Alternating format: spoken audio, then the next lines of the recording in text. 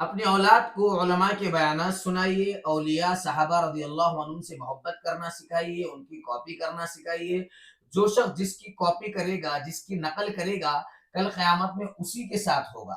اور لہٰذا فلمی اور سیریلز کے ڈائلاگ یاد دلانے سے بہتر ہے کہ علماء کے بیانات سنا جائیں، اور وہی اثر ان کی گفتگو میں بھی نظر آنا چاہیے۔ یہ میرے دو لڑکے ہیں، محمد اور عمرین، یہ علماء کے بیانات سنتے ہیں اور گفتگو میں بھی بار بار وہی بات دہراتے ہیں۔ اچھی بات ہے ماشاءاللہ۔ عمرین، آپ مفتی شمائل ندوی صاحب دامت برکاتہم کا کوئی ڈائلاگ یاد ہے تو سنائیے۔ ابھی کا آپ نے کورٹ ایجنسی ایگریمنٹ کا جواب نہیں دیا۔ ماشاءاللہ۔ محمد جی، آپ مولانا طارق جمیل صاحب کا کوئی ڈائلاگ یاد ہے تو سنائیے۔ سیاد نے چھوڑا بھی تو کیا، یہ شعر مجھے بہت تڑپاتا ہے۔ ماشاءاللہ۔ عمرین، جی، آپ مفتی طارق مسعود صاحب کا کوئی ڈائلاگ یاد ہے تو سنائیے۔ میں 4 رت پہ ٹرائی پہ رہ سکتا ہوں تو میں کے وال میرے سامنے نہ آیا کرے۔ ماشاءاللہ۔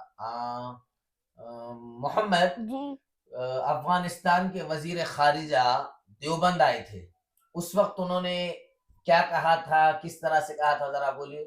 دیوبند جب لوگ جاتا ہے ادھر کیا کرتا ہے، نماز پڑھتا ہے، طلباء سے ملتا ہے، اساتذہ سے ملتا ہے۔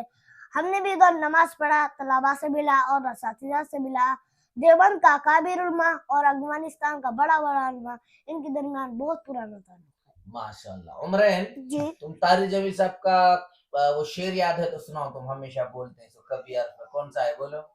کبھی عرش پر، کبھی فرش پر، کبھی ان کے در، کبھی در بدر، جب عاشقی یہ شکریہ میں کہاں سے گزر گیا۔ بہت اچھے بیٹے۔ عمرین، تم نہیں محمد، تمہارے ابا مفتی صاحب کیسا بولتے، بولو بھلا کچھ تو ایک ڈائلاگ۔ امید کرتا ہوں بات سمجھ میں آ گئی ہوگی۔ ماشاءاللہ، جزاکم اللہ خیرہ۔ آمین۔